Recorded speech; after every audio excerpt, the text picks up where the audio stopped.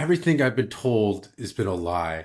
I just grew up just thinking how virtuous America was, how great it was to be an American, and that we were number one, and that we were saving the world, and this beacon of democracy and light. And then I never learned about neocon thinking, what a neocon was. We were never taught that in school. Mhm. We never realized that our system of the world is that we stay number one by making sure that we put everybody else down unless they subscribe to us, our ideology completely. That this is our thinking, and it just you have to be subservient to us, or you're the enemy. Essentially, is kind of I feel like what we become, and it just I'm wondering like is has it always been like this? Have we always had this lie? It's not a good feeling to realize that come to that Mhm. conclusion like hey we're the bad guys. You don't want to Yeah, believe that, and right. and I'm wondering if that's kind of what Europe might be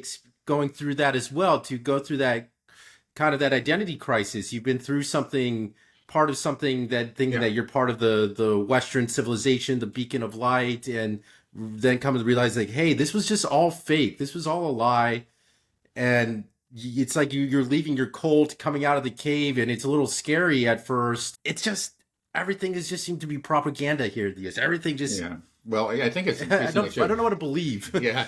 Well, I think in recent years it really, is, that we've gone down the wrong road. And, what happens, of course, you go down the wrong path or you commit yourself to a false cause. Um, there are really two main options. You can say, oops, I made a mistake, and you turn around and you go back. But the more common, unfortunately, the more common choice is, or not, it's not really a conscious choice, but let's say just reaction, is to double down and to hunker down and to begin to lash out. Because if you really have committed to something that's false, um, then the world becomes much scarier. It's just like you become afraid of reality itself. You can't let it intrude because you've committed to this vision. It's virtuous. It's good. It's true. And these people out there are saying these things, and it gives you a sense of real insecurity because maybe deep down you know that what they're saying is true. So what you do is you just demonize them and you lash out and you become increasingly shrill and narrow-minded. And I think that's what we've seen. It's just that we went down the wrong path here over the last uh, couple of decades, particularly, and yeah, it's taken us to really a dead end. Now, has it always been this way? I would say no. I mean, I just remember as a child and, well, in my early adulthood during the Cold War years, we were supposed to be the free world. Now, maybe that was exaggerated, and you could point out to a lot of hypocrisies, and to some extent, the Soviet Union was demonized, but not demonized to the extent that Russia is now in the West. When in fact Russia, by our own standards, is a much freer, uh, happier, more prosperous place than it was under the Soviet Union. Um, Back in the old days, there was quite a bit of, I think, truth in general. Again, you don't want to take this too far. Um, there were certainly dark chapters like um, in the Cold War struggle on the Western side, but in general, truth was on our side in general. So there was a greater confidence, and there wasn't really a fear of, for example, Soviet propaganda. There was some, but it was not like now. These efforts to just shut down, uh, you know, um, any sort of, well, certainly like RT, Russian supported media, but more than that, attack people who actually repeat or take the same position that the Russian government says on anything. Uh, in general, that just wasn't true. Maybe it was true back in the 50s, but like in the 70s and 80s, the time that I remember, we had a confidence. We didn't worry about Russian propaganda, Soviet propaganda back then. In fact, we would make fun of it because, we knew that it was they in general that had to suppress news and protect their people from knowing the truth, because things really weren't going well. They were becoming relatively less prosperous, and they certainly were less free um, than we were, and we knew it. And so we were, we didn't have that fear, and there wasn't really this need to demonize the other side. And in fact, we succeeded in drawing up a lot of very important treaties that made the world more secure, because we in fact respected them as other, as real human beings and not as devils. So things have changed. They have changed for the worse in that regard. Do you think that the West is the most propagandized society in the world? Yeah, I don't really know what's going on in North Korea now, to be honest. Okay, But well, we'll yeah, take North yeah, Korea yeah, out. That doesn't yeah. count, I think. Um, I think, well, my sense, I don't know Russian, so I don't consume Russian media, but I try to understand what's going on there. And, of course, your sister is there, and she tells us a lot. Um, the Russians themselves, they just don't seem to invest very much at all in the information war. They don't. Often they can make a much better argument, it seems to me, but they don't. It's just like they have their policies, and then they explain it in actually a very intellectual way that maybe a lot of people don't really grasp. The perfect example, of course, was Putin in his interview with Tucker Carlson. Um, that's a Russian way. They just don't. Yeah, they really don't do propaganda, or if they do it, they don't do it very well at all. But we do. We're very good at it. I think that's, the Russians themselves say, we just don't even try to compete with that. We just try to live in reality and pursue our own objectives. But yeah, I think people don't realize there's this assumption, again, it's just sort of, you get very smug and comfortable. We've been prosperous, we've been free, we're the free world. And so you get a lot of people. Now, obviously, that's a shrinking percentage of the population throughout the West, but you get a lot of people, and in a lot of countries, it's the majority that just trust the mainstream media and just can't imagine that they would be lying to them. But many of us have discovered that they have. So, in places like the U.S., I think the majority just doesn't believe the mainstream media anyway. For most people, for us, it's mainly foreign policy, but for a lot of people, it's usually the majority of them is the domestic political questions. They realize that they were lied to, and they go elsewhere. It doesn't mean that they necessarily find the truth elsewhere, but they become skeptical of the mainstream.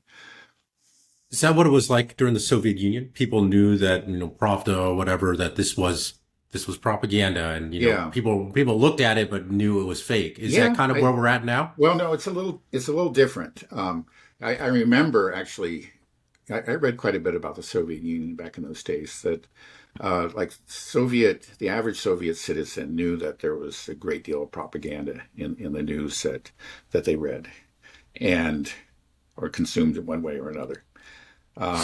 But they would learn to read between the lines. It's like, oh, this is a propaganda sentence. Hey, this is probably real here. There was sort of they developed these analytical skills. They were very, very good at kind of figuring out what was really going on. Now, I remember this was even back, still in the Cold War years in the 1980s. But I remember, reading about Soviet citizens who had emigrated to the United States or to another Western country. And I remember them commenting, these Soviet citizens, that they considered Westerners to be very naive. They very trustingly consumed everything that was presented to them. Now, maybe like back in those days, it was 90% true or 80% true or something. So, but they would just swallow it whole, and they just didn't have that skepticism that had been actually very active, had been fostered, within the Soviet citizenry. A lot of them had learned to be very, very skeptical, and to be actually not simply to trust these media outlets. And so when they got to the the U.S., they actually said these people are very naive. They just believe everything they read, and they carried that skepticism with them and that analytical skill. So it was different because there wasn't. I think what we have now in the West, like in the U.S., is that we're breaking apart into kind of different political communities where we have our own sources of information. That wasn't possible in the Soviet Union, with the exception of, samizdat, these kind of unofficial publications. But that reached very, very few people. We're talking like, I think, less than 1%. But in the U.S., there are people who just inhabit different, you could say, information spaces, and it used to be one information space in the U.S. Now it's breaking apart. Hopefully, overall, we have become more skeptical and are kind of developing that same, those analytical skills. You have to. I think it's always a mistake. Over time, I feel like I found some sources that are reliable. I used to trust different sources and I found, this person isn't reliable. It's not like, everybody makes mistakes. People make bad predictions, or predictions that turn out. We all do. That's going to happen, but you need to acknowledge them when they do. And over time I would find, okay, well, this person really is not reliable. Is not a good source of information. But I feel like I found a good, reliable sources. That's what we can do now, in the current information landscape. There's a lot out there, and I think a lot of, you can find people that really are reliable and give you a very realistic picture of what's going on. So, yeah, but yeah, again, it's whereas you had like in the Soviet Union, you had this one unified information environment, very carefully and thoroughly controlled by the central government. But the citizenry had learned to kind of read between the lines. Here we have a fracturing of that information environment, and we're finding ourselves kind of on different continents. And we'll see where that leads us. Hey guys, I hope you're enjoying the conversation so far. I promise to only take 1 minute of your time. If you're using AI, please consider checking out my website, novlisky.io. So what we built here at Novlisky is an AI hub. It allows you to access hundreds of AI models. We update them as soon as a new model comes out. It is integrated into our system, and you can use them all under one platform. And another thing that's so great about this website is that you can easily use multiple models at the same time to compare which is best for whatever use case. So for example, I'm going to use Anthropic and GPT-4 at the same time. So I get side-by-side results. I use this in my work every single day. I think you'll find it incredibly useful. There's tons of customizations. We have an iOS and Android native app as well. So you have seamless synchronization across all devices. So please check it out. I think it's something you'll find incredibly useful. There are no subscription fees, no rate limits. I guarantee you it's going to save you money, and it's just going to keep you on top of all AI releases. Yeah, it makes it difficult to to have conversations and make friends when you go to the bar or something. It's like, well, what information space does this person occupy? Because right. He might be on a completely different planet, so you gotta be careful. Yeah, right. We've all had our experiences. Yeah, that's why I pay attention to sports, because that's one of those things you can just bring up. So, hey, we can talk about that, right? We can talk about football instead. Yeah. It's a strange situation we're in. Sometimes I wonder if there's a risk, how people occupy these information spaces, because obviously we're in our own information space. Yeah. I'm sure, what we listen to, and I'm sure what our viewers are listening to, everybody knows Judging Freedom, Alexander McCurris, Scott Ritter, Pepe Escobar. We have that same group. And I'm wondering, is there, I believe what they're saying is true, just because their predictions, and we see what plays out and you follow them over time, you realize it's true. But I'm wondering, if we occupy this information space too much, are we missing out on something else that we should be paying attention to?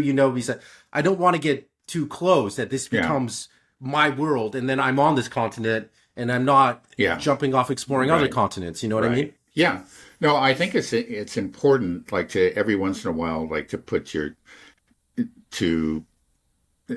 sample, let's say, the the fare from another information space. And, I try to do that. I probably should do it even more, but like I do read daily reports from the New York Times and and even the Huffington Post. um, I think it's important to do that, just to kind of to at least understand or get a sense of what other people are thinking. You may disagree with it, but to let them express themselves in their own terms. There's a danger. I'll give you. I noticed something like before I listened to the Zelensky speech, that I had read a lot of reports on the speech and it was interpreted, and then after it was given a certain spin. And now this is within, let's say, our information space, and it was. I almost got the sense that he was basically attacking Trump. I think that was really an incorrect interpretation of what he did. I didn't see that. When I watched the speech itself, I got a different sense. No, it seemed really nutty in some ways. The whole thing was, but it didn't have the tone that somehow I started to imagine by reading these reports on it. So I think when you can, and we did. Often we just don't have the time, but when we can, we should go to the original, listen to the actual speech, rather than just relying on comments or analysis of the speech or the document, whatever it may be. No, I know, we only have so many hours in the day, but it's something like just a reality check. It's just every once in a while, go to the source, spend the time to listen to the whole speech or to read the whole document. And that will, I think can maybe prevent us from becoming, again, sort of enclosed within our own bubbles.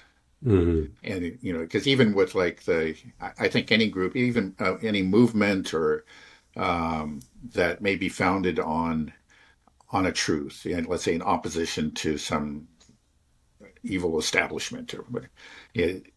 There's always a potential among human beings to just kind of to go awry, to veer away from the truth and start to just reinforce certain beliefs at the expense of reality. So you just have to guard against it. And there's no way that we can wake up every morning and be completely skeptical and just try. The only way to live is you eventually you do need to trust a certain number of people and to see that these people have earned my trust. But every once in a while, I'll do a little kind of like an audit. I'll step outside and read the documents, listen to the actual speech, read an article from one of these opposition papers, and